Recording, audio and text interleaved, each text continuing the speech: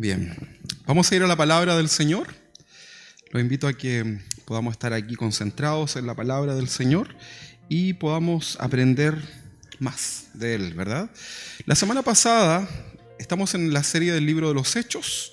La semana pasada hablábamos y veíamos cómo la historia de... ¿Se recuerda quién era el personaje, no? ¿Se recuerda o lo está leyendo? Esteban, ¿verdad? Ahí está, Esteban. Esteban fue un mártir, el primer mártir de la fe, el primer hombre que muere por la causa del Señor, ¿verdad? Ahí los vemos, por el producto de la persecución, ¿verdad? Iglesia recién inaugurada, iglesia naciente, ¿verdad? Y Esteban es el primer mártir. Y veíamos nosotros las características que tenía este varón, ¿verdad? Que fue escogido, ¿verdad? Por la congregación dentro de los 7 hombres para poder servir, ¿verdad? En el diaconado. Todavía tengo un poquito de tos. Entonces, vemos cómo tenía características en su vida, ¿verdad? El temor del Señor, su fe. Y la semana pasada hablamos de varias características que tenía este hombre, que finalmente nosotros ya sabemos por la historia que termina muriendo apedreado por la causa del Señor. Usted ya sabe el final, ¿verdad? No le estoy dando un spoiler ni nada, sino que usted ya lo ha leído, me imagino, ¿no?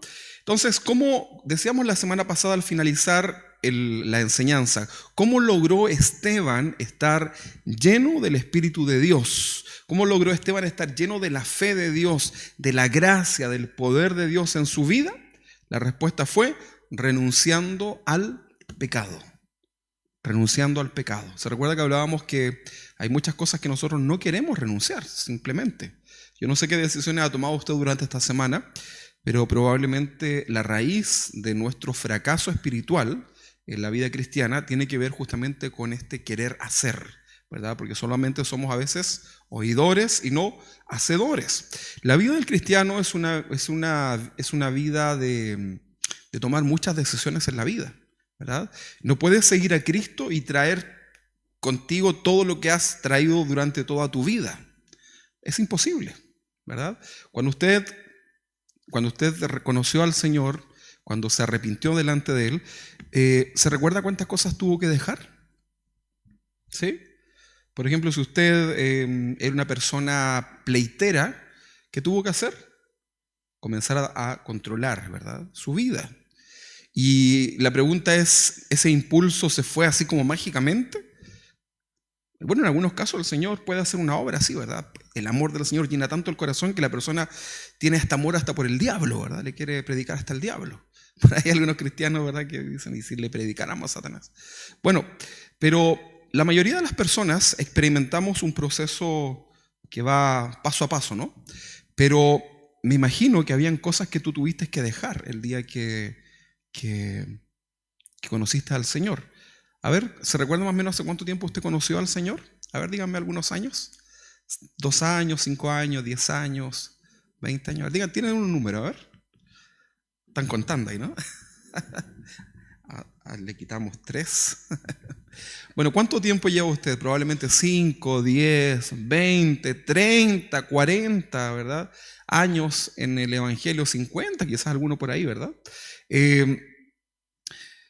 La pregunta es, ¿qué ha pasado con tu vida ese día, verdad? ¿Dejaste cosas ahí o te las traes todavía ahí, verdad? ¿Sigues fumando, por ejemplo? Hay cristianos que fuman. Extraño, ¿no? Eso tiene que ver con la carne, ¿verdad? ¿Se imaginan yo les preguntara, ¿cuántos de los que están acá fuman? A ver, levanten sus manos. Levanten su cigarro. A ver. Sería vergonzoso, ¿no? Porque te avergüenzas ahí entre las personas.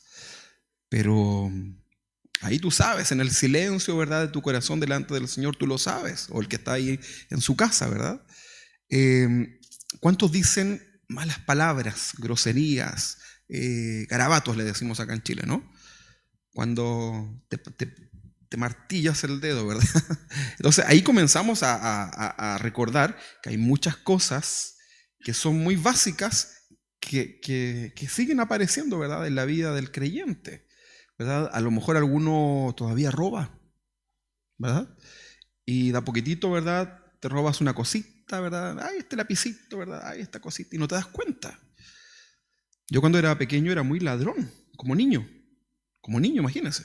Todos decimos que los niños son como buenos, qué sé yo, pero en los niños también hay muchos pecados. Yo me robaba los lápices de colores de mis compañeros. Y yo esperaba el recreo, ¿verdad? Y yo iba estuche por estuche, planificando sacar de a uno, ¿verdad? Los que me faltaban, los que... Y en mi casa llegué a tener así ¿verdad? ¿Se recuerdan esos vasos de Coca-Cola, de Pepsi grande de plástico que habían en esos tiempos? Y bueno, lleno de lápices Scripto, ¿verdad? Hoy día eso, aún los niños los tienen ahí botados, ¿verdad? Pero en esos años era importante, ¿no? Bueno, yo en mi niñez hacía esas cosas. Y mi mamá me preguntaba y le mentía, le decía que el auxiliar del colegio, que el Panchito, ¿verdad?, nos regalaba lápices. Era cierto eso, porque él los recogía cuando barría. Pero resulta que en realidad yo me los robaba. Ahora, ya no me robo los lápices, ¿verdad? Así que tranquilo. Bueno, sí, tengo unos de mi trabajo ahí. No, por eso me los dieron. Entonces, comenzamos a darnos cuenta que hay cosas que traemos, ¿verdad?, y que no hemos renunciado. Entonces, ahí hay una decisión. Si tú quieres ser un hombre como Esteban, no para que mueras ni seas apedreado, yo creo que nadie quiere eso, ¿no? Pero quiero que aprendamos de esto. Si queremos lograr comenzar a imitar a Esteban, entonces es importante que comencemos a tomar decisiones en nuestra vida, ¿verdad? Cosas prácticas. Decíamos la semana pasada, haz una lista, ¿verdad? Haz una lista de cosas que tú quieres dejar, que tú debes dejar. Cosas que a lo mejor tú quieres y no puedes. ¿Hay cosas que quieres hacer y no has podido? Probablemente la respuesta es sí. O sea, ¿para qué nos vamos a mentir, verdad? Entonces, ponlo delante del Señor, ¿verdad? Dicen por ahí que debes evidenciar, ¿verdad? Cuando ya quedas evidenciado, las personas cambian. Cuando son confrontados en algo, la gente cambia, ¿verdad? Hasta que el mentiroso es acorralado, ¿verdad? Sí, es verdad. No, Señor. Pedro le pasó. No te he visto con Jesús, tú eres uno de sus seguidores. No, Señor, no. Hasta que explotó y luego reacciona, ¿verdad? En silencio, en privado ahí. Pero es importante, ¿verdad?, que hoy día, en esta mañana, el Señor pueda abrir el corazón, ¿verdad? ¿Estás dispuesto, no? ¿Quieres ser un hombre como Esteban, una mujer como Esteban? Claro, debemos aprender de este hombre, ¿verdad? Estamos plasmando los principios bíblicos como iglesia del Señor a través del libro de los Hechos. Así ahí tenemos que imitar. Por lo tanto, nosotros tenemos que tratar de parecernos a estos hombres y mujeres que están relatados en este libro. Así que usted, hermana, hermano, ponga atención y trate de imitar, ¿verdad? Pero no de manera forzada, sino que de manera genuina, del corazón, imitar la vida de estos hombres que honraron y glorificaron y alabaron el nombre del Señor. ¿Ok? Bien, entonces, ¿cómo logró Esteban estar lleno del Espíritu Santo, de fe, de gracia y de poder de Dios en su vida? Renunciando a su pecado, a su naturaleza pecaminosa, y tomó la decisión de vivir una vida en rectitud, en temor, en sumisión delante del Señor. Y todo eso lo hizo vivir y morir lleno del Señor. ¿Cómo murió Esteban? Lleno del Señor. Hay un relato acá que dice que su rostro era como de ángel, ¿verdad? Toda la gente lo vio así, ¿verdad? Como que era tanta su comunión con el Señor.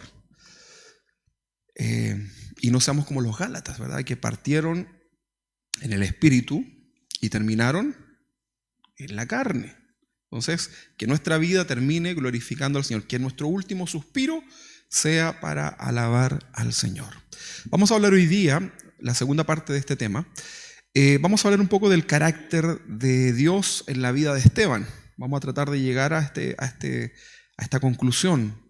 Vamos a ir a Hechos, capítulo 6, capítulo 8, versículo 8, Hechos 6, 8, ya nos acercamos al número 7. Hechos 6, 8 dice: y Esteban, lleno de gracia y de poder, hacía grandes prodigios y señales entre el pueblo. Entonces se levantaron unos de la sinagoga llamada los Libertos y de los de Cirene, de Alejandría, de Cilicia y de Asia, disputando con Esteban, los religiosos contra Esteban. Pero no podían resistir la sabiduría y al espíritu con que hablaba Esteban. Entonces sobornaron a unos para que dijesen que le habían oído hablar palabras blasfemas contra Moisés, contra Dios. Y soliviantaron al pueblo, a los ancianos y a los escribas, y arremetiendo, le arrebataron y le trajeron al concilio. Y pusieron testigos falsos que decían: este hombre no cesa de hablar palabras blasfemas contra este lugar santo. ¿Qué era el lugar santo? El templo, ¿no? Y contra la ley.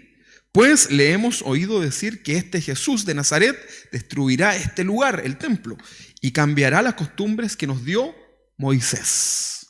¿Sí? Ahí están entonces los religiosos en contra de este hombre.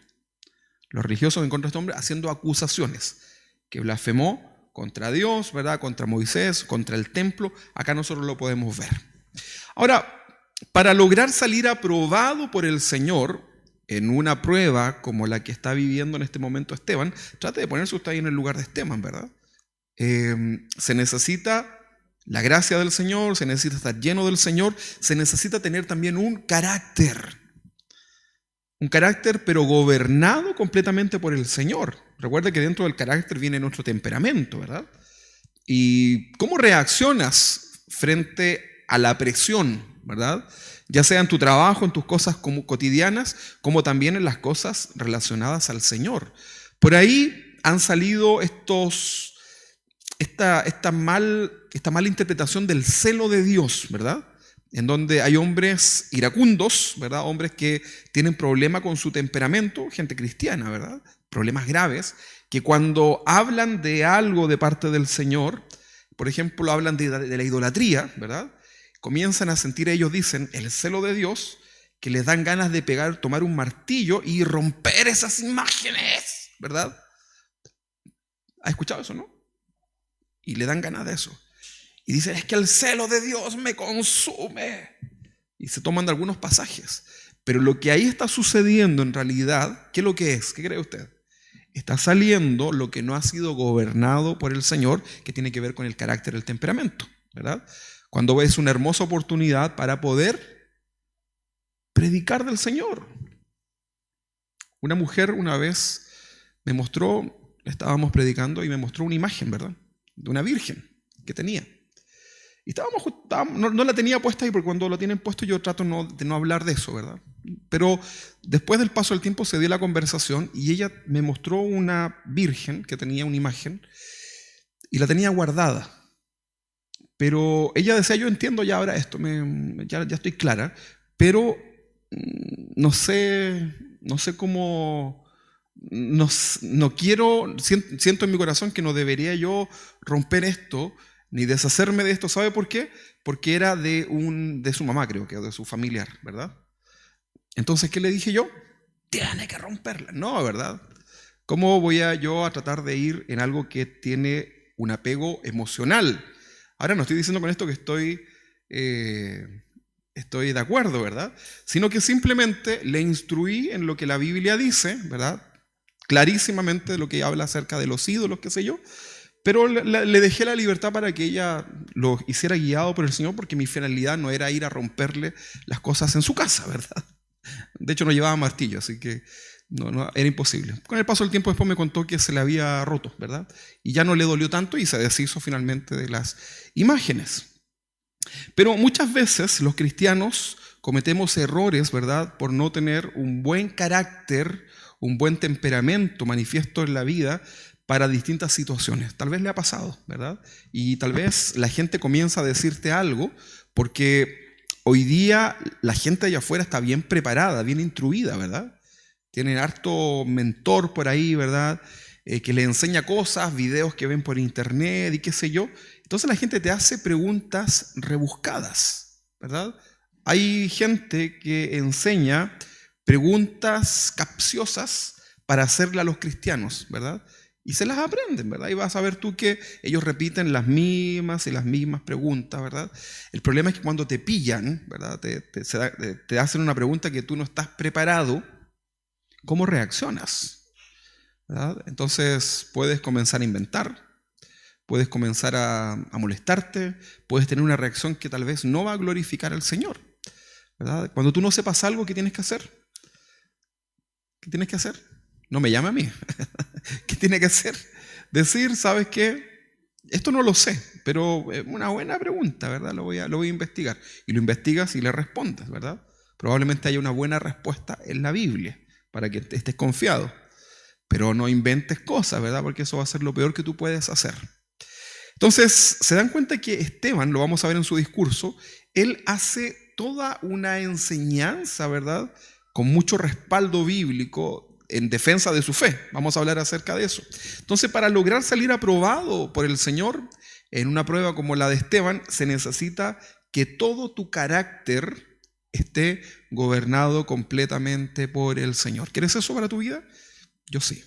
Entonces, nuevamente los religiosos judíos en este relato, que son dirigidos por Satanás, los religiosos judíos que eran dirigidos por Satanás, no piensen ustedes que ellos, por pertenecer al templo, eran de Dios. Esta gente era dirigida por Satanás, ¿o no?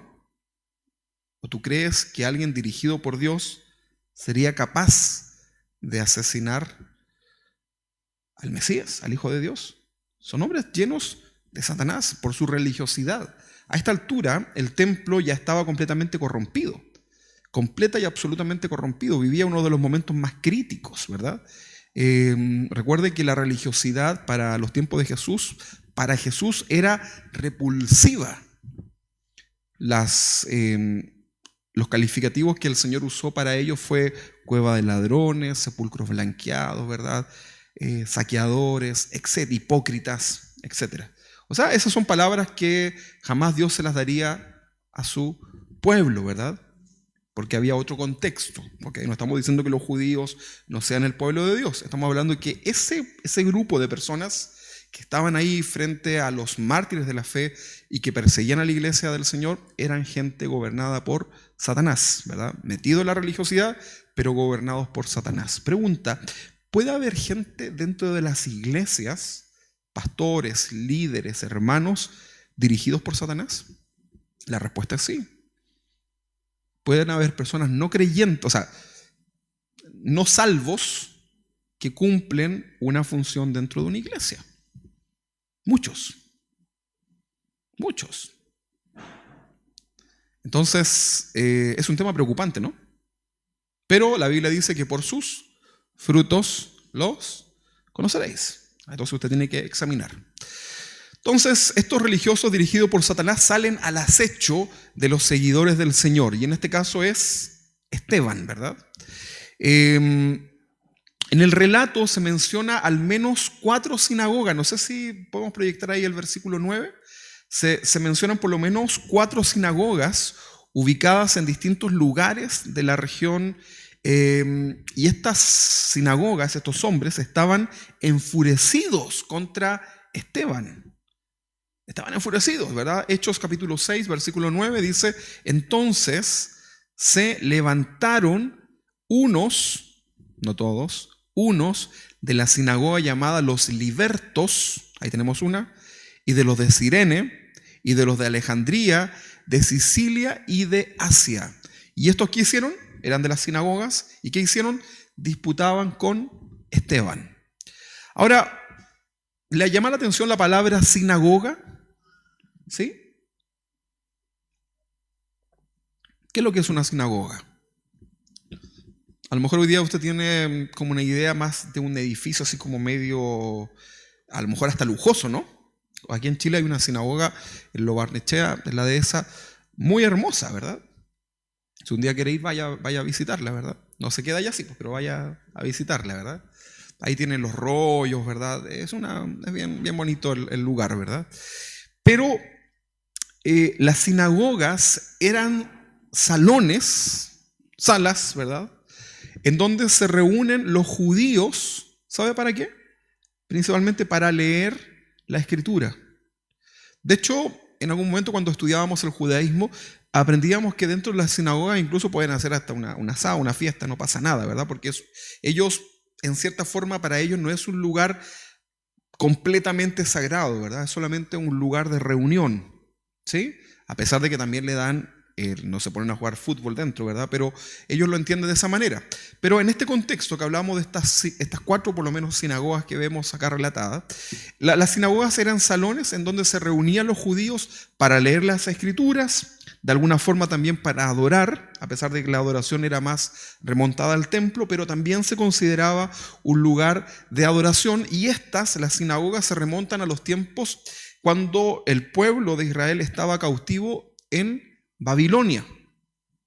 Entonces ellos fueron sacados de su lugar, ¿verdad?, de donde ellos adoraban, y estaban en un lugar en Babilonia en donde estaban cautivos, eran esclavos, ya no tenían nada de lo que poseían.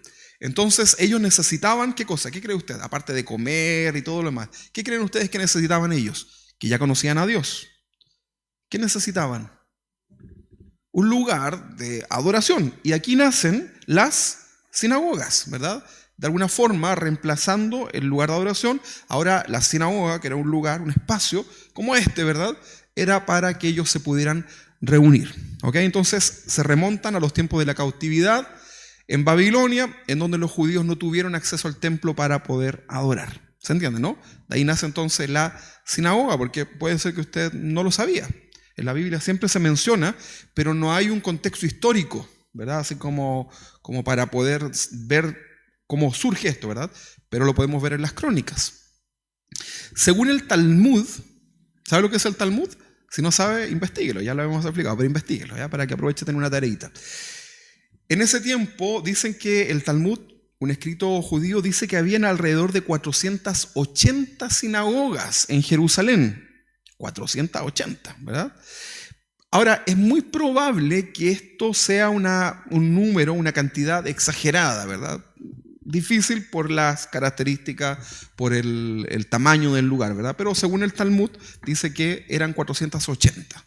Algunas de las sinagogas mencionadas en este versículo número 6 contaban con judíos griegos, ¿sí? Las que estábamos leyendo en el capítulo 6 eran judíos griegos. Eran judíos que habían salido, ¿verdad?, de Jerusalén, que estaban en Grecia y habían vuelto, ¿verdad?, de alguna forma. Entonces se consideraban como judíos griegos, ¿verdad? Y había división dentro de los mismos judíos entre los que eran de allá y los de acá. Sería como los cristianos, por ejemplo, aquí estamos los de Padre Hurtado, y separados con los que son de Colina, separados con los que son de La Reina, ¿verdad? Y así, se separan por sector. Habían divisiones, por eso después dice ya no había más griego ni judío, se refería a los mismos judíos, ¿verdad? Entonces, algunas de las sinagogas mencionadas en el versículo 6 estaban compuestas por judíos griegos, y es muy posible que Esteban, el mártir que estamos viendo acá, haya sido miembro de alguna de estas, de las que se mencionan en el versículo. O sea, él era parte de la congregación, de la sinagoga. Entonces, Esteban, que estaba ahí siendo juzgado, de alguna forma era considerado para esa sinagoga que estaban presentes ahí como un traicionero. Imagínate que de aquí de la iglesia sale un hermano, ¿verdad? Y sale con alguna visión distinta, ¿verdad? Jesucristo hombre, no sé, lo que usted quiera. Y nosotros lo vamos ahí a la esquina, a la cancha, ¿verdad? Y lo encontramos y dicen, pero si tú eras ¿por qué estás diciendo esto si tú eras de la congregación de nosotros, ¿verdad? ¿Se entiende, no? Bueno, entonces esto estaba sucediendo con Esteban. Era muy probable que él haya pertenecido a alguna de estas sinagogas. Recuerden que los 7 diáconos que se mencionan por sus nombres, podemos decir que eran judíos griegos, ¿ok? Por alguna razón se escogen, ¿eh? Podrían haber sido los de Jerusalén, pero escogieron 7 griegos. Entonces, están acá estas sinagogas, están juzgando a Esteban, que probablemente era de alguna de sus propias sinagogas, ¿verdad?, congregante, y estaban considerándolo como un traicionero, como un blasfemo, ¿verdad?, de su propia fe. Ahora, en el versículo 9, no lo busque ahora, pero en el versículo 9 nos habla que se levantaron y que disputaban con Esteban, ¿verdad?, estos hombres religiosos. Algunas versiones bíblicas usan la palabra que, en vez de decir disputar, utiliza la palabra se oponían, ¿verdad? Otros dicen que empezaron a discutir, a debatir con Esteban. La palabra disputando, que leemos ahí en el versículo 9, en el original no nos habla de un pleito, ¿verdad? No habla de que esto era como una discusión de, ¡ay, qué te pasa! No, ¿verdad? No era de golpes, era una discusión, más bien un debate, algo más o menos formal, primeramente, ¿verdad? Porque las piedras no se las tiraron de manera formal, pero parte de alguna forma, de una manera, una conversación, ¿ok? Muy bien. Ahora, recuerde usted que Esteban en ningún momento pierde el control. Estamos hablando del carácter, del temperamento del creyente. Entonces, el debate estaba centrado en ¿qué? El tema de discusión era la muerte, la resurrección y la condición de Jesús como Mesías. Porque se había proclamado, ellos proclamaban todo, a Jesús le decían el Cristo. Decirle a alguien el Cristo era decirle el ungido, el Mesías, ¿verdad? Entonces era un título bastante complicado para la congregación, para las sinagogas, ¿verdad? Los judíos de aquel tiempo. Entonces el debate era centrado en la muerte, la resurrección y el título de Mesías al Señor Jesús. ¿Ok? Por otra parte, vamos a ver que Esteban los increpa en relación a ¿qué? A la ley, al templo, y que ellos no eran capaces de salvarse de la condenación eterna por medio de la ley y por medio del templo, ¿verdad? Eso es lo que le va a rebatir, esa va a ser la respuesta que Esteban le va a dar. ¿Sí? Ok. Ahora, ¿qué respondieron? Acá hay una pregunta. ¿Qué respondieron los judíos religiosos ante las interpelaciones, ante las respuestas, ¿verdad?, hechas por Esteban? Las preguntas que hacía Esteban, ¿verdad? Recuerde que le está diciendo, ¿acaso tu templo te puede salvar? ¿Acaso la ley es capaz, verdad? ¿Cuál es la pregunta? El versículo 10 lo dice. ¿Cómo le respondieron los religiosos a estas preguntas, verdad? Dice que no podían resistir la sabiduría, no sé si lo estamos viendo ahí, dice, pero no podían resistir la sabiduría y al espíritu con que hablaba. Subraya si quiere eso, el espíritu con que hablaba. Esta última frase, el espíritu con que hablaba, no está hablando que había un espíritu que salía de su boca y como... No. Acá se refiere a la energía, ¿verdad?, que tenía él. No estábamos hablando de la energía del misticismo, ¿no? A la pasión, ¿verdad? Al verdadero celo de Dios, a la sinceridad, al fervor con que Esteban les compartía el mensaje. Entonces, ahí lo podemos volver a leer esto. Pero no podían resistir la sabiduría, eso primero, ¿verdad? Porque una cosa es que tú puedas tener pasión, pero ser un ignorante, ¿verdad? Eso no lleva a nada, ¿verdad? Vas a ver pura cantinflin, ¿cómo se dice? Cantinfliar, ¿verdad? No va a decir nada, ¿verdad? Ok, entonces primero era sabio y luego el espíritu con que hablaba, la pasión, la fuerza, el ímpetu, el fervor, la sinceridad, porque no hay nada peor que tú inventes cosas, ¿verdad? Mira, hay cosas que tú puedes estar ahí por tratar de defender al Señor, comienzas a inventar unas cosas que mejor quédate callado, ¿verdad? No, porque ahí se van a reír de ti. ¿Ok? Del Señor no, la gente se puede reír, pero el Señor no, es pura ignorancia nomás, ¿verdad? Y de ti se van a reír por la ignorancia, por eso debes prepararte. Debes prepararte. Dicho de paso, en 2 semanas más, o sea, de este martes al próximo martes, a las 21 horas, por Zoom, vamos a iniciar un discipulado de 12 clases. ¿Ok? Quiero que todos participen. Hay un texto en la Biblia que dice, obedeced a vuestros pastores, ¿verdad? Si usted es de esta congregación, si usted pertenece a esta congregación, esta es una invitación media orden de parte del Señor, ¿verdad? El martes a las 21 horas los quiero todos conectados porque vamos a hacer un discipulado para nuevos creyentes. Yo sé que usted ya es viejo en el Señor, pero esto apunta a alinearnos doctrinalmente en 12 temas y también para entregarles a ustedes un material que ustedes van a poder hacer con las personas que les rodean. ¿Tiene gente que necesita conocer del Señor?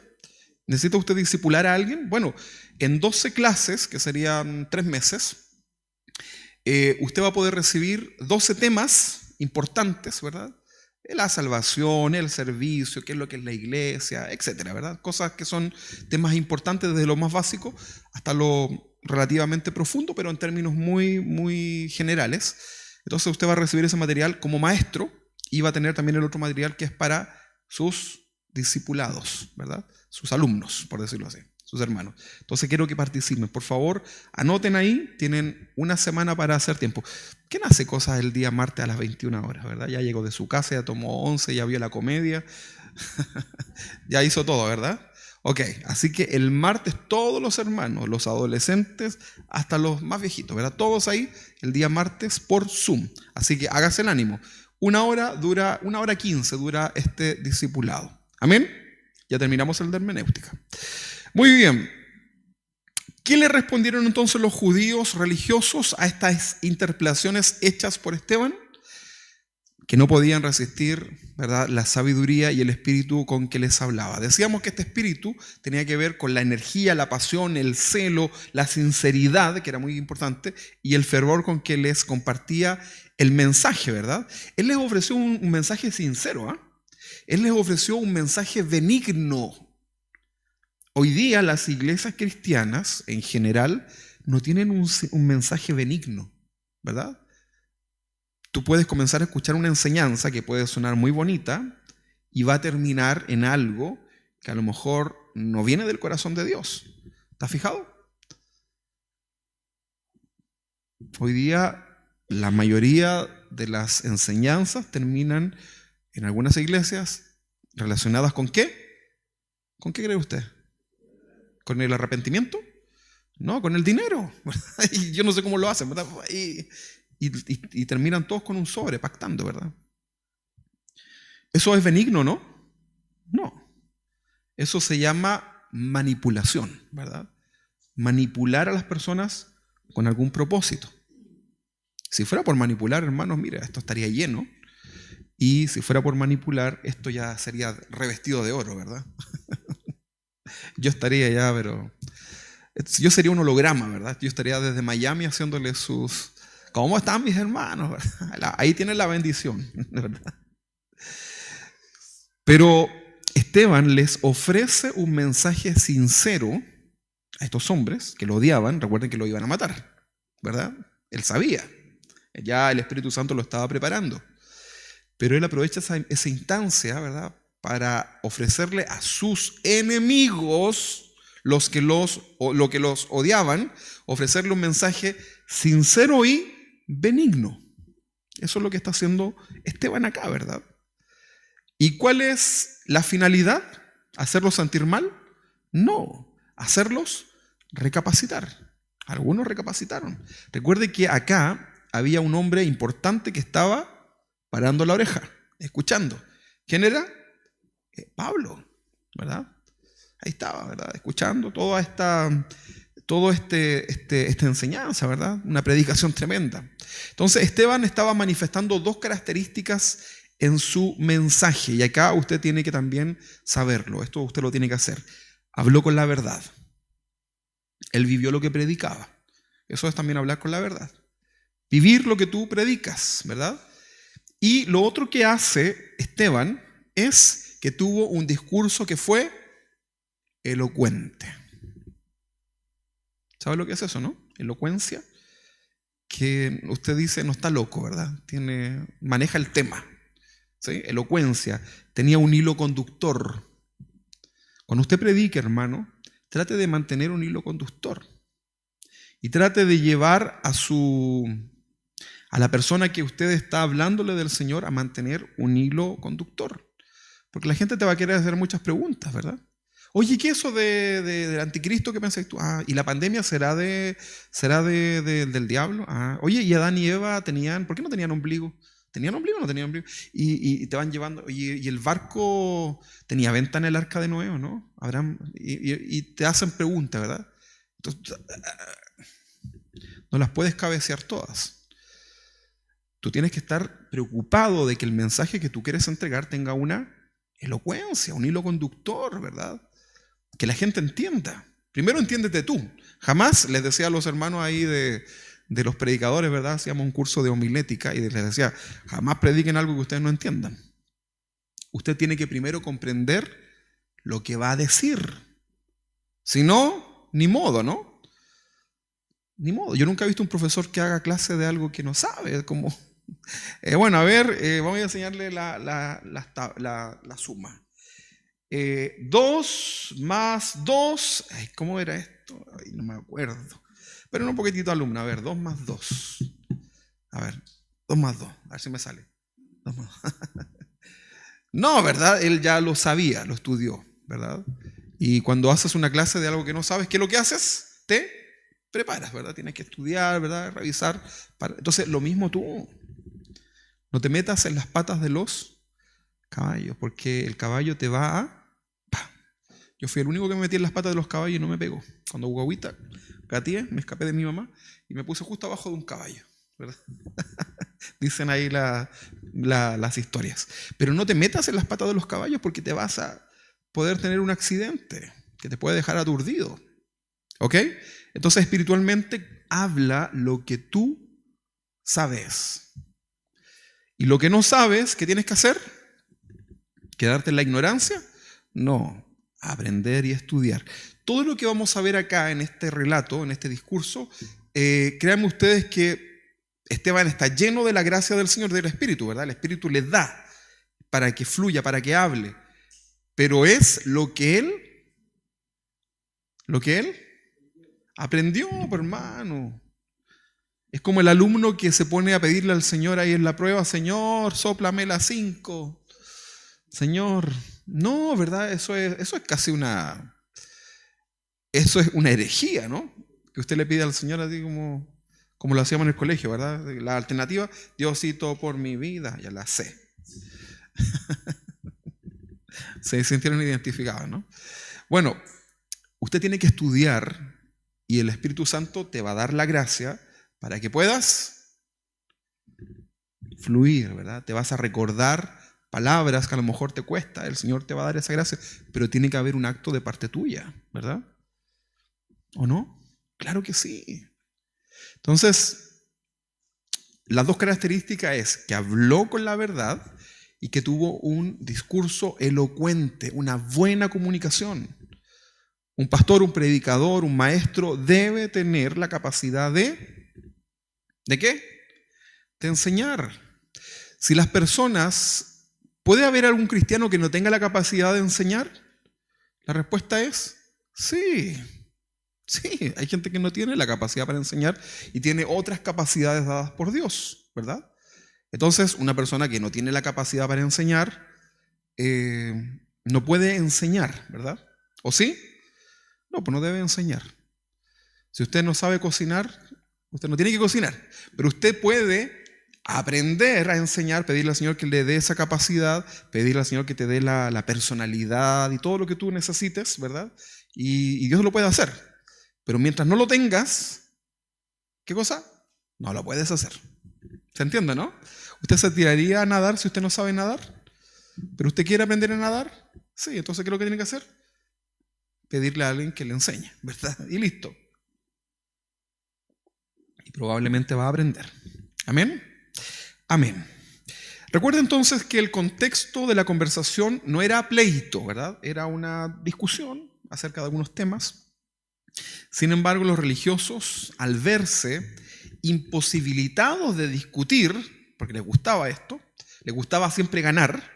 ¿Ha visto estos tipos que se ponen a veces en el Paseo Humada? Ya no sé si se pondrán, pero esos locos que se ponen ahí en las esquinas, ¿verdad? Y están ahí como discutiendo, están con una Biblia así gigante, ¿verdad? Están ahí como... y tienen cara así como de intelectuales, ¿verdad? Así como medios pelados, así, ¿verdad? Y están ahí.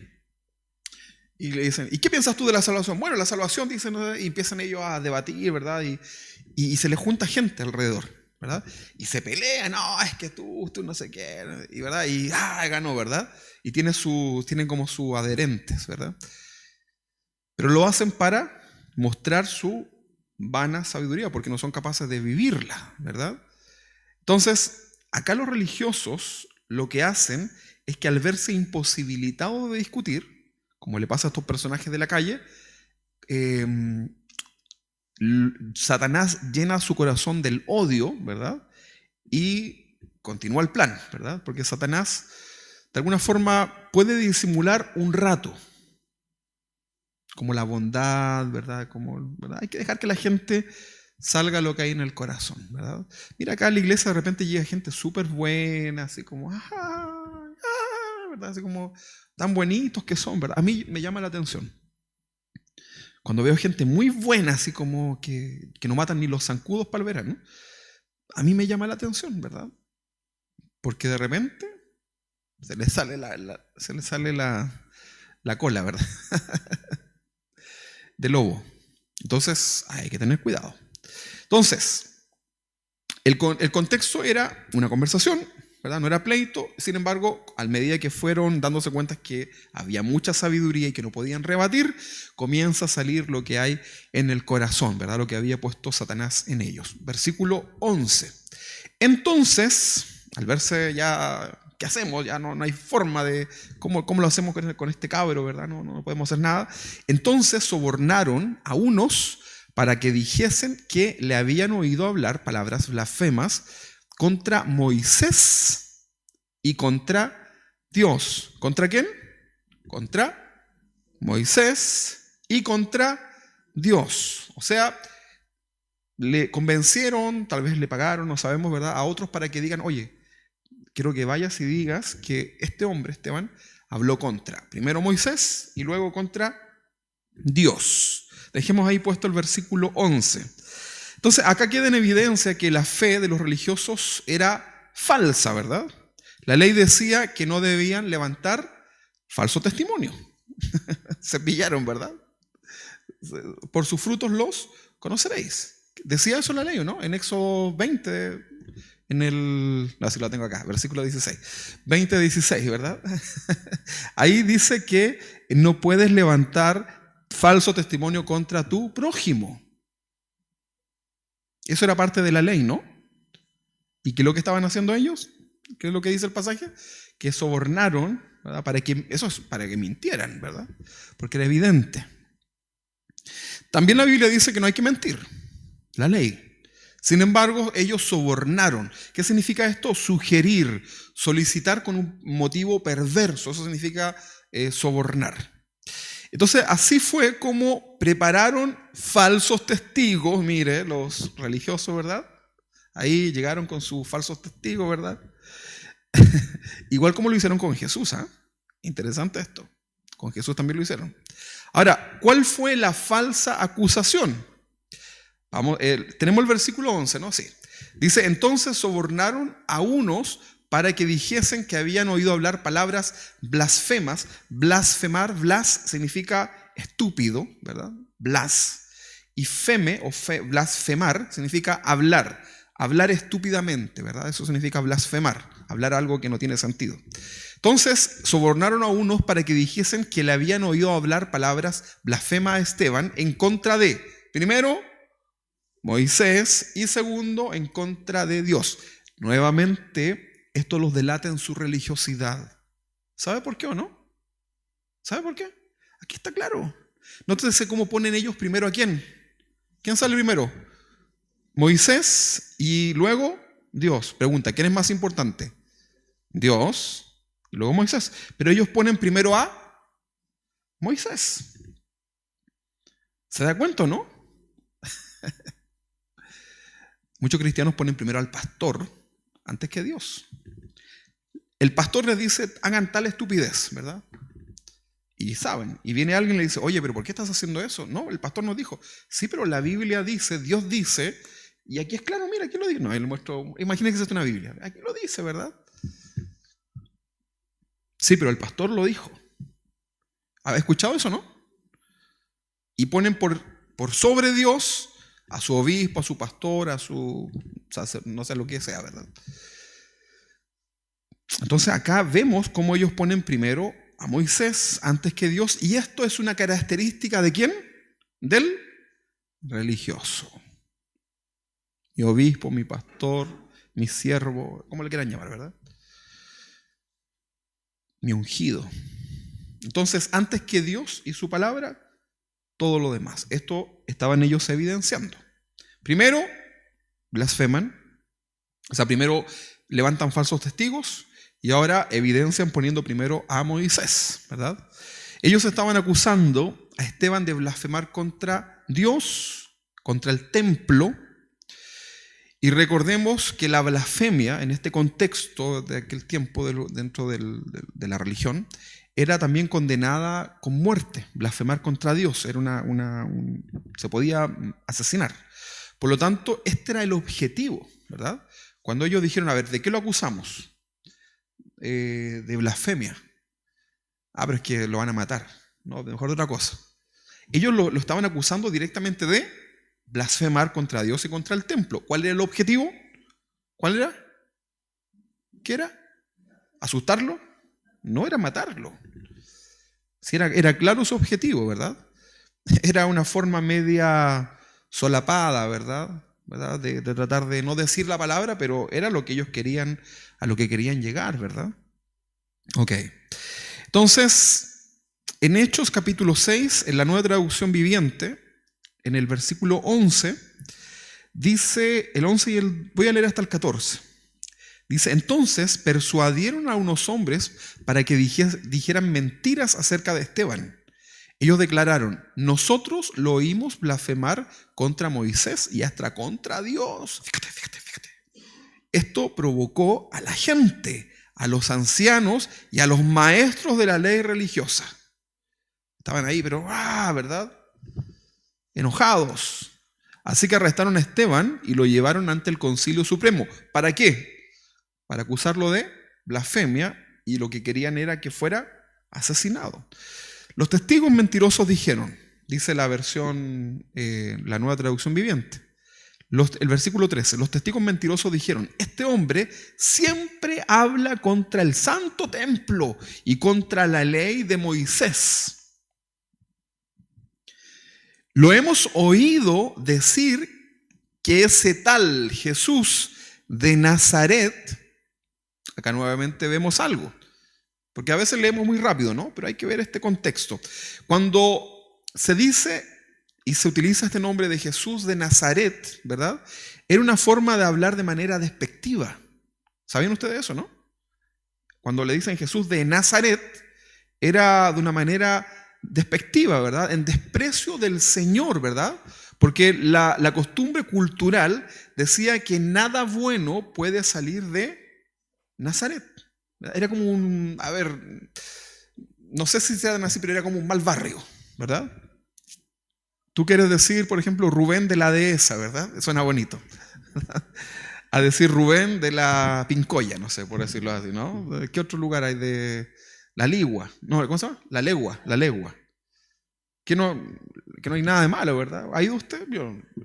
O sea, sí hay harto malo ahí, ¿verdad? Pero no digo que la gente sea mala. Hay delincuencia, son barrios estigmatizados, ¿verdad? De la Aralia ya, digamos acá, ¿verdad? Más fácil. Entonces, decir Jesús de Nazaret era una forma despectiva. En Juan, capítulo 1, 46, lo podemos ver. Natanael, ahí lea el contexto, pero Natanael le dijo, pregunta, ¿de Nazaret puede salir algo bueno? Y le dijo Felipe, ven y ve. ¿Ok? Usted ahí léalo después. Pero recuerde que esta forma de decir del Jesús de Nazaret era una manera despectiva. Hoy día ya está una película, Jesús de Nazaret, ¿verdad? Y usted dice, oh, wow, suena así como espiritual, ¿verdad? Ay, me da una cosa. Pero en realidad era una forma muy despectiva.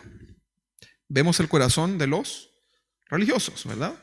Inventando falsos testigos, poniendo a Moisés por sobre Dios, ¿verdad? Y vemos acá la manera despreciable, ¿verdad?, de llamar al mismo Dios.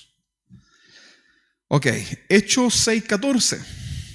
Lo hemos oído decir que ese tal Jesús de Nazaret destruirá el templo y cambiará las costumbres que Moisés nos transmitió. Esa era la acusación, ¿eh? Estaban diciendo que Jesús había dicho que iba a destruir el templo, ¿verdad? Y que les iba a quitar todas las costumbres que Moisés les había enseñado. ¿Qué le parece? ¿Qué le parece? ¿Era una acusación falsa o verdadera? Jesús nunca dijo que destruiría el templo de Jerusalén. Estos hombres lo que estaban haciendo era torcer algunas palabras de Jesús, ¿verdad? Por ejemplo, en Juan capítulo 2, versículo 19 y 22, estaban torciendo este pasaje. Juan 2, 19 y 22 dice: respondió Jesús y les dijo: destruid este templo y en 3 días lo levantaré. Mire, una cosa es decir, destruid este templo. Y otra cosa es decir, destruid este templo. ¿Se entiende, no? Ya, está claro. Ahí ellos estaban ahí y se agarraron de eso. Ahora, acá lo aclara. Dice el versículo 21, dice: más él hablaba del templo de su cuerpo. Porque en 3 días lo levantaré, se refería ¿a qué? A la resurrección. Por tanto, cuando resucitó de entre los muertos, sus discípulos se acordaron que había dicho esto y creyeron la escritura y la palabra que Jesús había dicho. Entonces, ¿qué dijeron ellos? Estos hombres dijeron que que Jesús iba a destruir el templo. Lo dijo. Tengo la grabación, mira. Y sale: destruiré este templo. Ahí, y lo cortaron, ¿verdad? Ahí está la evidencia. Los primeros cristianos, dicen las crónicas, que fueron acusados también de canibalismo. ¿Sabían ustedes eso, no? Lo estudiamos ahí en Conociendo las Escrituras. Eran acusados de que se comían entre sí, porque decían que comían el cuerpo de un tal Jesús. Ahí estaban escuchando, ¿verdad? Mientras hacían la adoración los cristianos, y escucharon que decían: este es mi cuerpo, comed de mi cuerpo, ¿verdad? Y se fueron corriendo: mira, estos son caníbales, ¿verdad? Comen el cuerpo de un tal Jesús. Y usted sabe a qué se refiere, ¿no?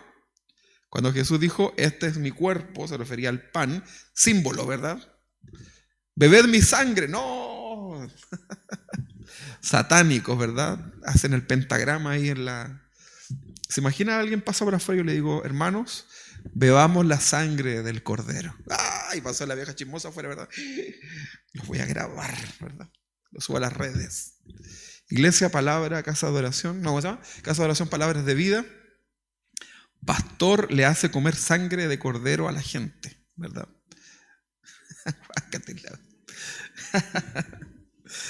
Bueno, así la cosa, ¿no? Así con los religiosos. Mira, la gente te va a inventar cualquier cosa. Y la gente de afuera va a estar muy atento a cuando te equivoques.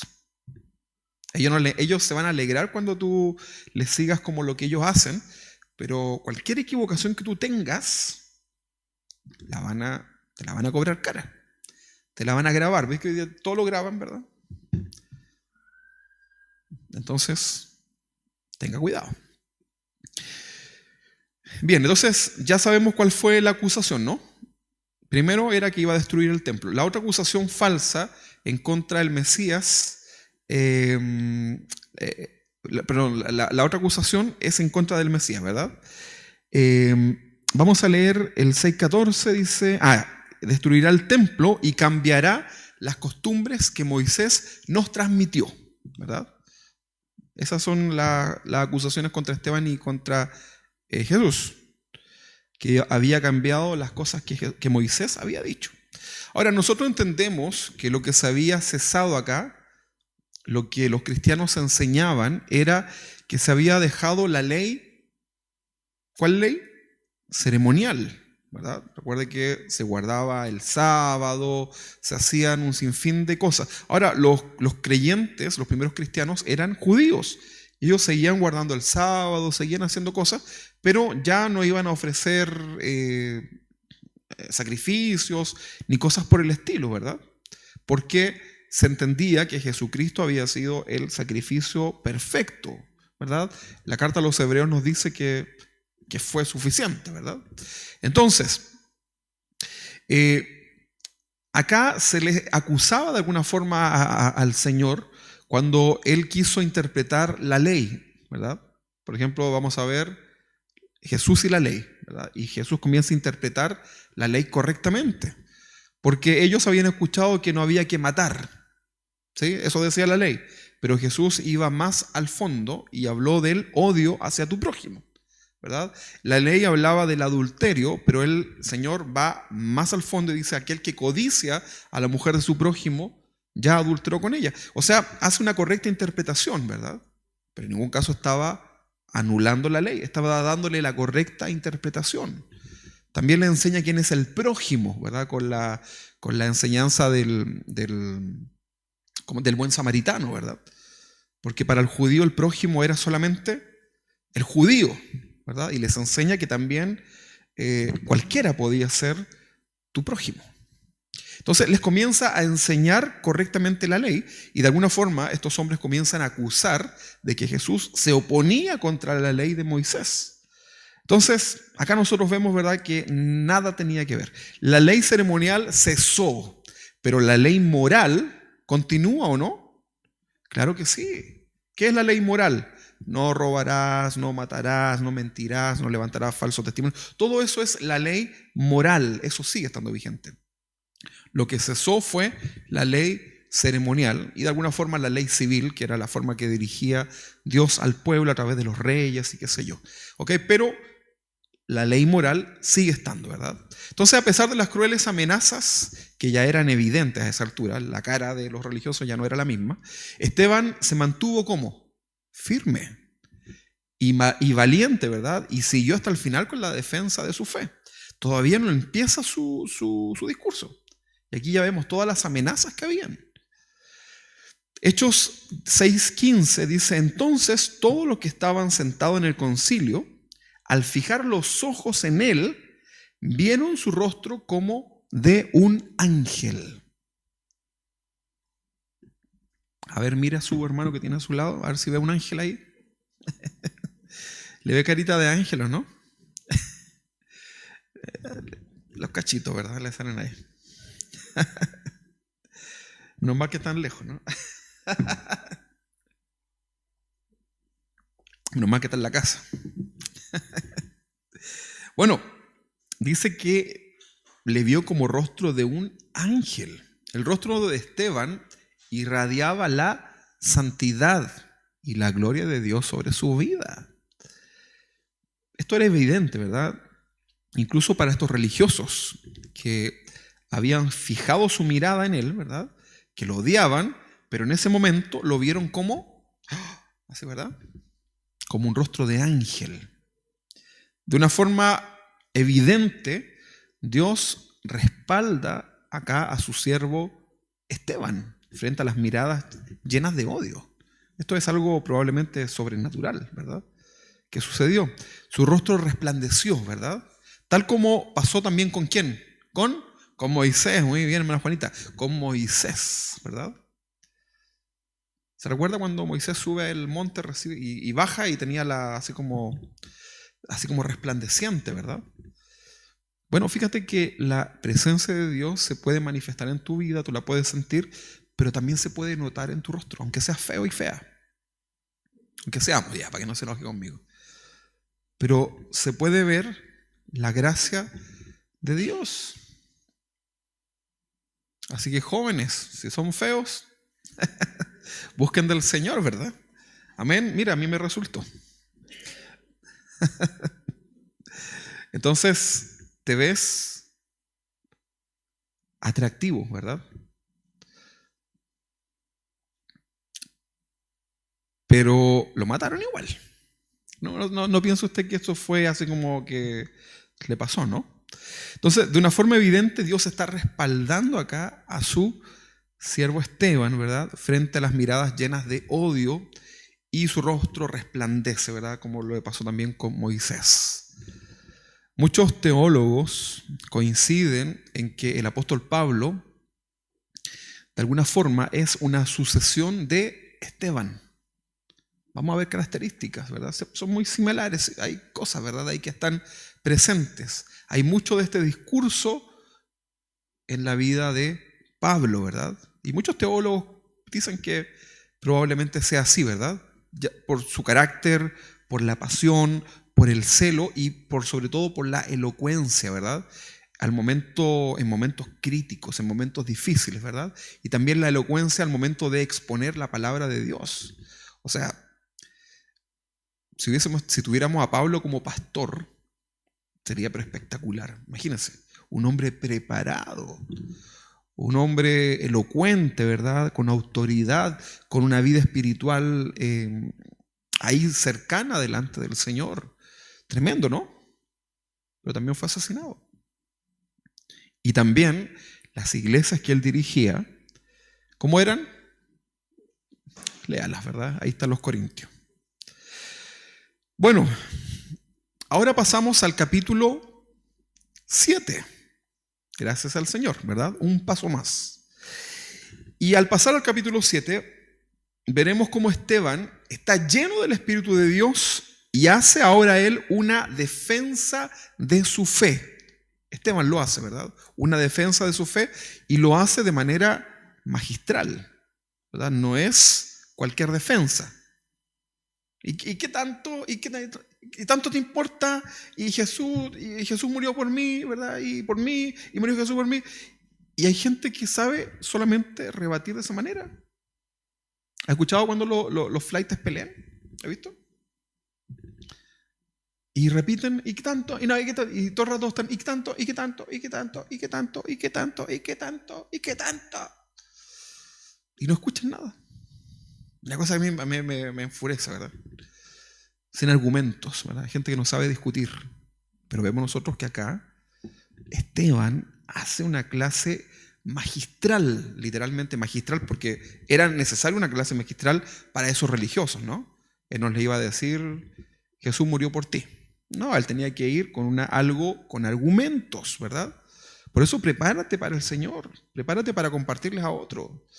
Tienes que prepararte, hermano, en serio que sí. Tienes que cansarte, ¿verdad? Así como de tus fuerzas físicas. Si no te cansas de leer la Biblia, físicamente así como, oye, ahora sí ya no puedo más. Ya, entonces no lo has dado todo por el Señor.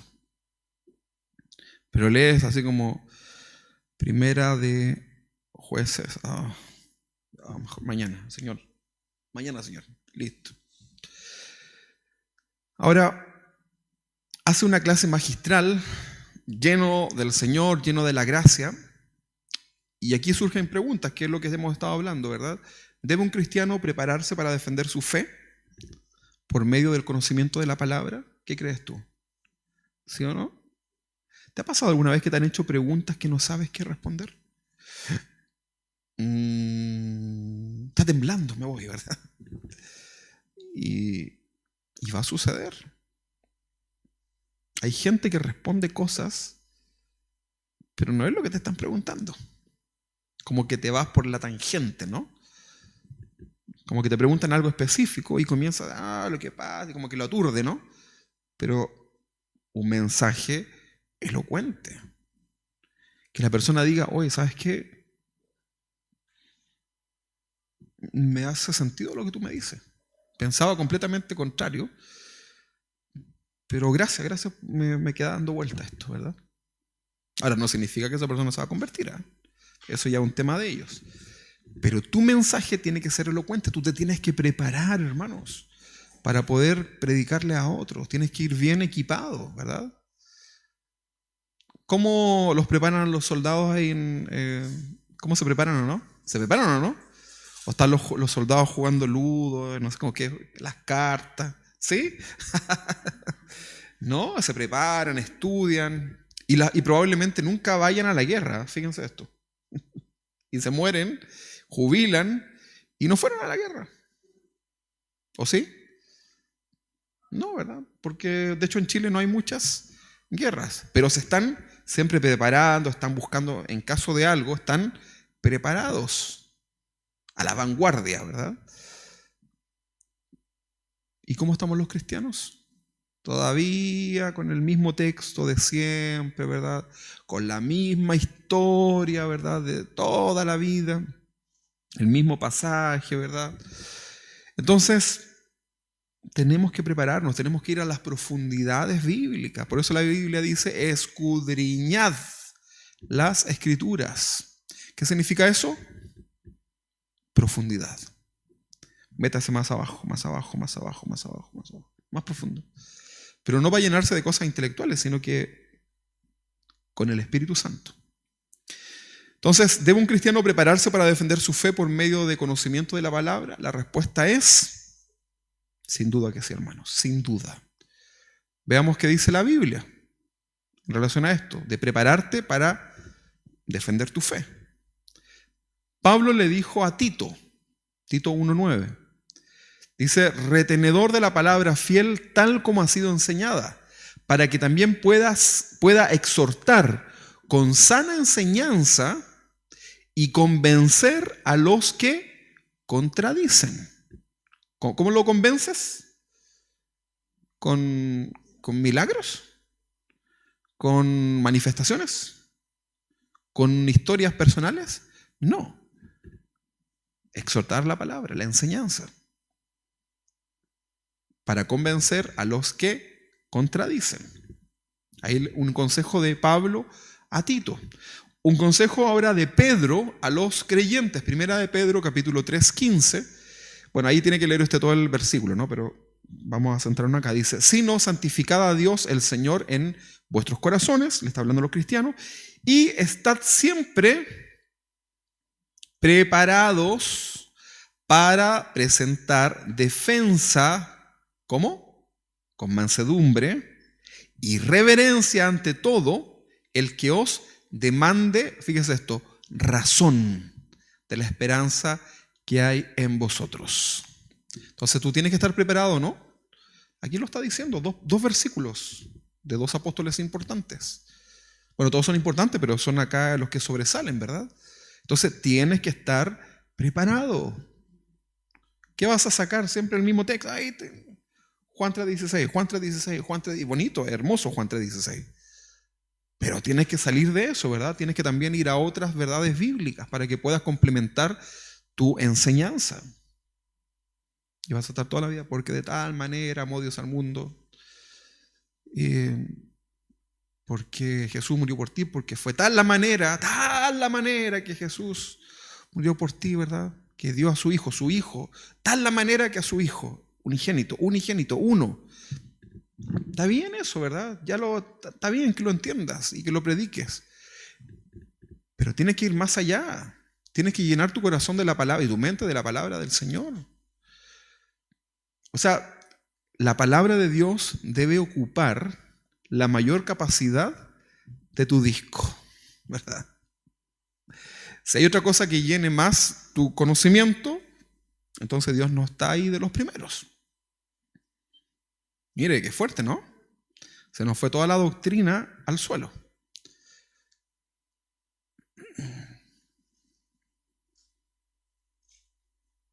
Tengo que saber más de Dios, por ejemplo, que de música, o de tecnología, ¿verdad? O de lo que usted haga. ¿Qué le parece? ¿Está de acuerdo con eso, no? Claro que sí, ¿no? Ahora, probablemente como usted conoció al Señor después, probablemente tenga más conocimiento de otras cosas, ¿verdad? Pero ¿cuánto tiempo ha pasado? ¿Cuánto tiempo se demoró en aprender todo lo que sabe? Supongamos que usted fue a la universidad y se demoró ¿cuántos años? ¿Cuántos años se demoró en aprender? 5 años más o menos, ¿no? Ya. Entonces, digamos que 5 años más para aprender la palabra del Señor, a pesar que le va a faltar tiempo. Pero si ya llevas 20 años, 15 años, ¿verdad?, en las cosas del Señor, y otras cosas llenaron tu mente más que la palabra del Señor, entonces el Señor no es el primero. Suena fuerte, ¿no? Pero es la realidad. Entonces, ayúdanos, Señor.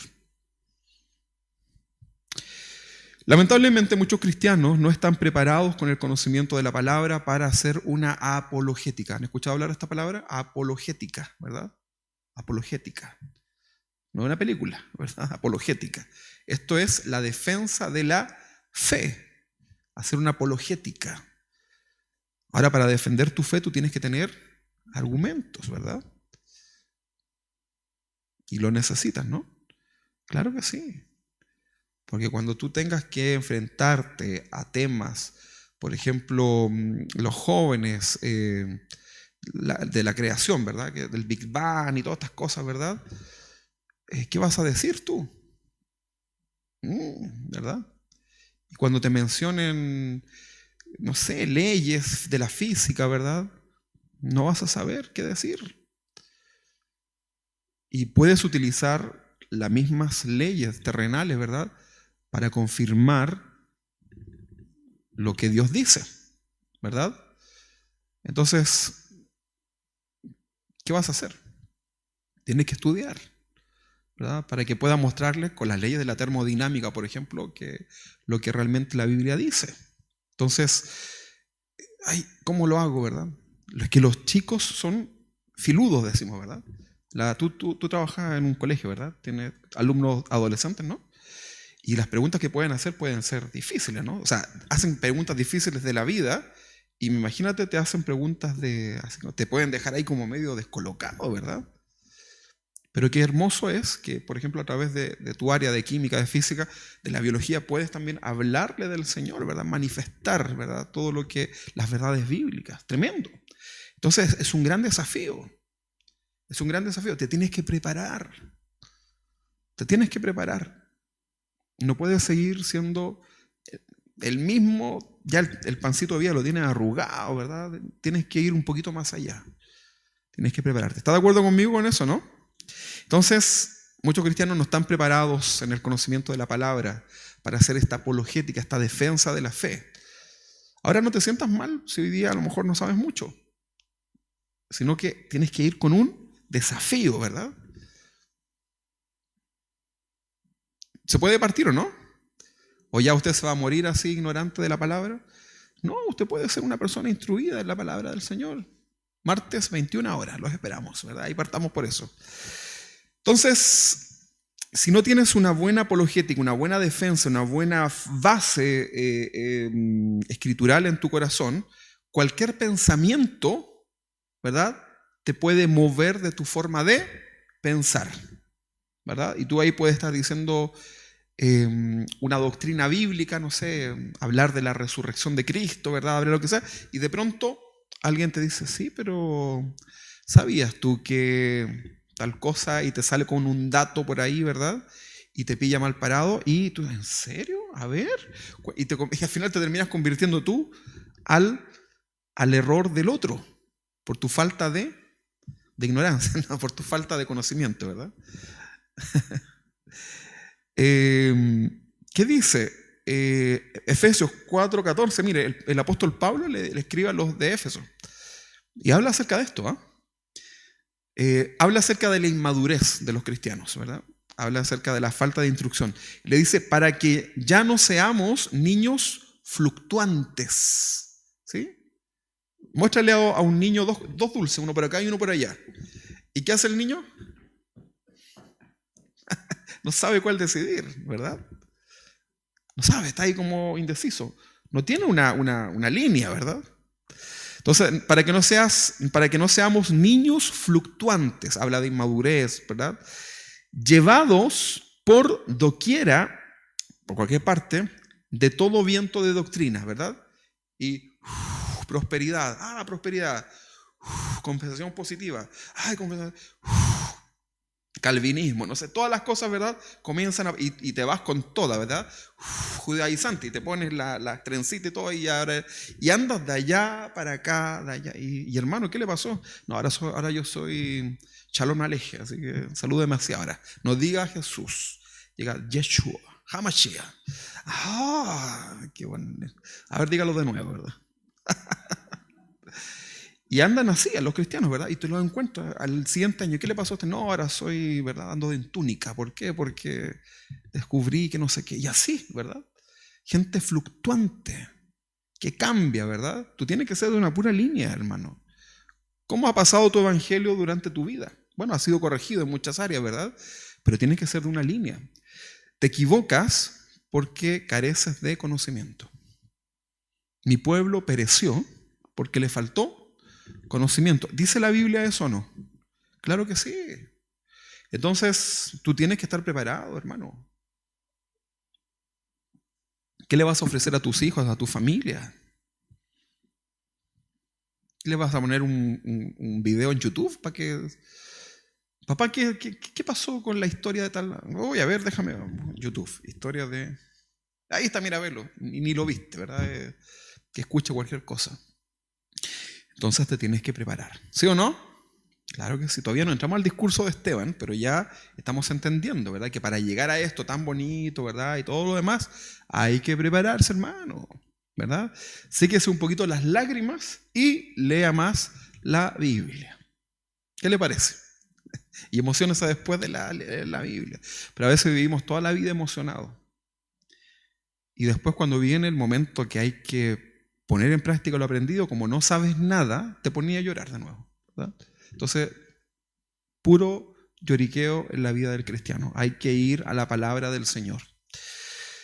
Entonces, llevados por doquiera de todo viento de doctrina, como por estratagema de hombres que para engañar emplean con astucia la artimaña del error.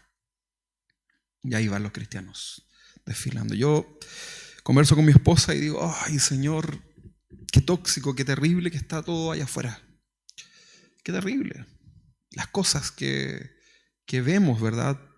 Por redes sociales. Mi esposa me dice, vi a tal persona haciendo tal cosa, un pastor que conocíamos diciendo unas aberraciones, y le digo, no te puedo creer. Sí, me dicen. Yo digo, pero no puedo creer esto, de verdad que no lo entiendo. Y van los cristianos ahí, comprándose sus poleras, las mujeres de... Es lo que le estoy contando es cierto, ¿eh? Poleras de la Mujer Maravilla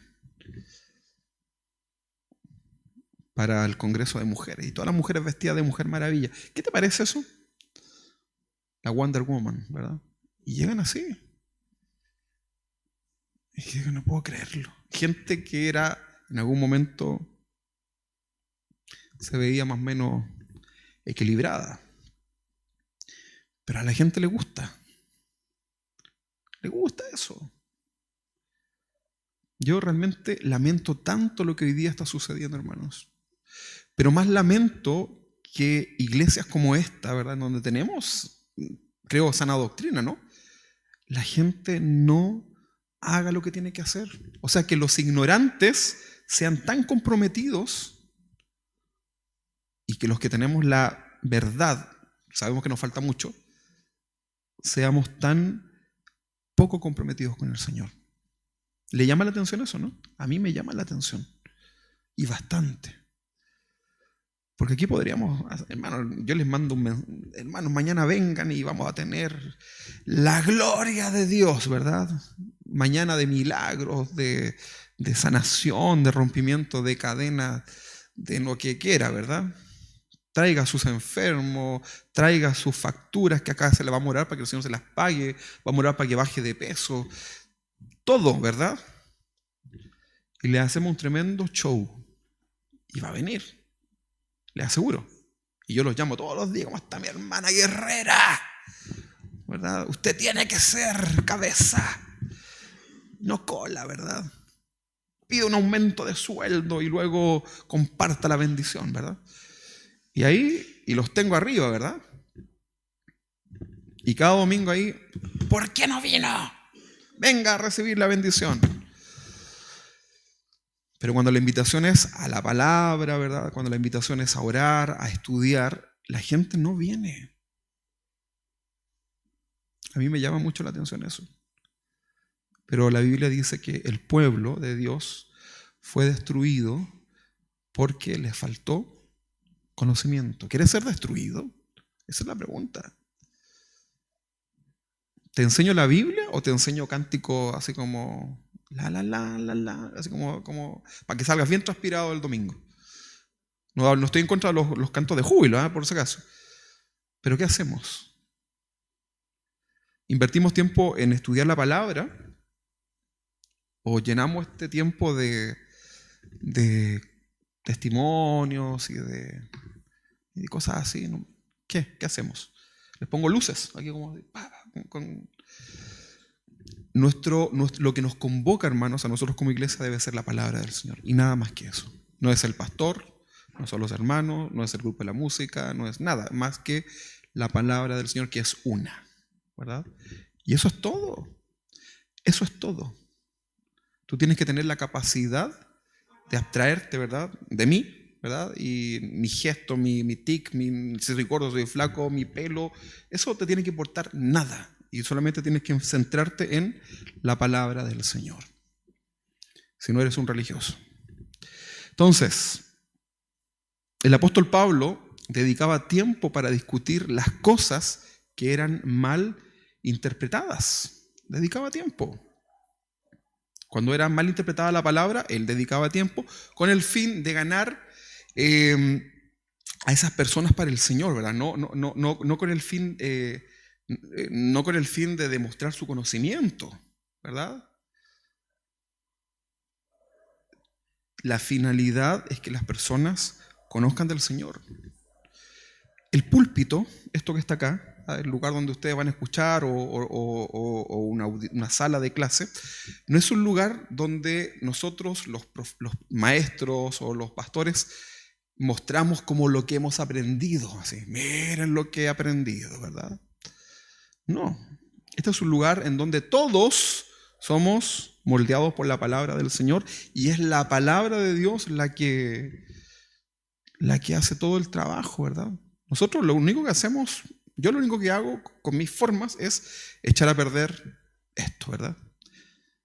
Pero este lugar no es un lugar para mostrar lo que hemos sabido, lo que hemos aprendido, no, es un lugar para citar la palabra de Dios y que las personas puedan ser convertidas, ¿verdad? Entonces Pablo tiene este concepto, ¿verdad? De mostrar, ¿verdad? A Cristo, que ojalá no lo vean a Él, sino que vean a Cristo. Hechos capítulo 17, más adelante, ¿eh? Hechos 17:2 dice, y Pablo, como acostumbraba, fue a ellos y por 3 días de reposo discutió con ellos, declarando y exponiendo por medio de las Escrituras que era necesario que el Cristo padeciese, resucitase de los muertos y que Jesús, a quien yo anuncio, decía él, es el Cristo. El mismo mensaje, ¿se fija? Desde Pedro, ahora Pablo que aparece, todavía nosotros no vemos la aparición de Pablo, pero en el capítulo 17 es el mismo mensaje. Cambia el personaje, el estilo probablemente, ¿no? Pero es el mismo mensaje. Otro pasaje que nos llama a que defendamos nuestra fe, pero con argumentos sólidos, está en Judas. ¿Sí? Busca ahí Judas, el versículo 3, ¿verdad? Dice, amados, por la gran solicitud que tenía de escribiros acerca de nuestra común salvación, me ha sido necesario escribiros exhortándoos que, y aquí está, ¿qué cosa? ¿Cuál es la exhortación?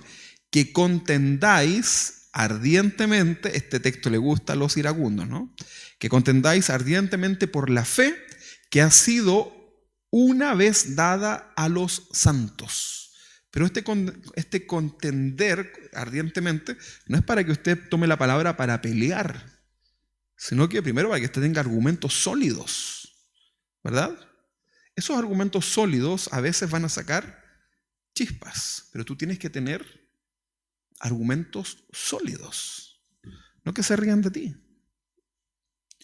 Hay un hombre por internet que se dedica a... Es un sacerdote, creo, ¿no? Católico, que se dedica a traer pastores, ¿verdad? Y elige los menos preparados, ¿verdad? Y ay, ¿qué es lo que vamos a ver? Parece, es como Laura en América, ¿no? Pero en versión de pastor. Y le hace unas preguntas, a ver, ¿qué dice usted? Y los hace bolsa, ¿verdad? Y sube el video, ¿verdad? Pero usted debe prepararse en el Señor, ¿verdad? No para ir a pelear, no para ir a programas, ¿verdad? No para ir a un live de discusión ni nada, sino que usted debe saber cuándo utilizar estas herramientas, ¿verdad? Del conocimiento. Hay momentos. Entonces, a pesar de que Pablo hacía un gran trabajo en la defensa de la fe, Esteban lo hizo primero y ¿sabe qué? Le costó la vida. Le costó la vida. A lo mejor a ti no te va a costar la vida. Esa es como una buena noticia. No lo sabemos, pero probablemente, ¿no? ¿Alguno de ustedes piensa que puede morir por la causa de Cristo? ¿No? ¿Se ha acostado asustado así como diciendo, ay, me voy a morir por la causa de Cristo? No, o sea, existe la posibilidad, a lo mejor uno nunca sabe cómo va a cambiar la cosa, pero probablemente usted no se acuesta pensando en eso, ¿no? No. Entonces, Esteban estaba en el momento, recuerde que todo esto está ahí, Esteban frente a los religiosos y estaba listo.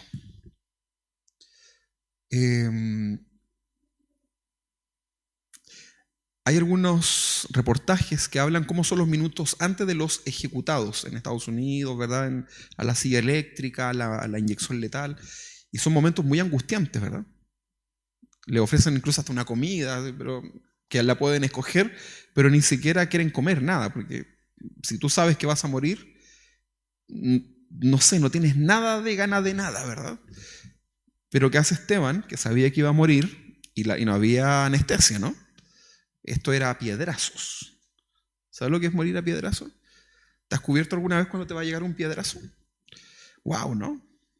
Entonces este hombre iba a morir apedreado y en ese momento estaba lleno del Señor y aún en ese escenario fue capaz de, con mucha elocuencia, muestra el carácter de él, hacer todo el discurso que vamos a aprender. Hoy día no alcanzamos, ¿verdad? Pero vamos a leer todo un discurso elocuente, profundo, necesario para estos religiosos. Entonces, antes de ser condenado y morir cruelmente, Esteban estaba lleno de la gracia, de la sabiduría del Señor y cita toda la historia de Israel, ¿verdad? Con todos sus personajes, con todos los personajes. Incluso nos vamos a dar cuenta que hay algunos hechos que Esteban es mucho más claro que incluso que en pasajes del mismo Antiguo Testamento. Y que los estudiosos se han dado cuenta que en realidad tenía razón Esteban. O sea, aparte de ser un hombre preparado, estaba lleno de la presencia del Señor. Cuando tú estás lleno de la presencia del Señor vas a poder interpretar correctamente también la palabra. ¿Sabías tú eso? Porque vas a tener ahí una comunicación directa con el Espíritu Santo. Entonces, si por algún motivo te tratas de torcer por algo que entiendes mal, el Espíritu Santo en ese momento te va a guiar. Te va a decir, un momentito, espérate un poquito, ¿verdad? Y Esteban estaba lleno, ¿verdad? Esteban sabía que los judíos religiosos se sentían muy orgullosos de sus personajes históricos. ¿Sí? Claro. Bueno, históricos me refiero bíblicos, ¿no? Porque para los judíos la Biblia para nosotros, para ellos es historia, ¿no? Es parte de su libro histórico. Entonces Esteban dice, voy a hablarles con lo que les gusta, ¿verdad? Estos son religiosos, ¿verdad? Entonces les voy a hablar con lo que ellos tienen ahí. Y para eso no había tiempo de ir a estudiar, ¿no? Él ya había estudiado, ya se había preparado, se sabía claramente la historia. Entonces les explica que repitieron la historia de todos sus antepasados. De una manera, me gustó mucho el relato porque de alguna forma Esteban comienza a relatar y los va llevando a ellos a la repetición de este pasaje. Incluso vamos a ver aquí que hay algunos relatos escatológicos ocultos en este pasaje de Esteban. Interesante, muy interesante. Entonces vamos a darnos cuenta cómo la revelación, la gracia de Dios, la unción del Señor estaba con Esteban, ¿verdad?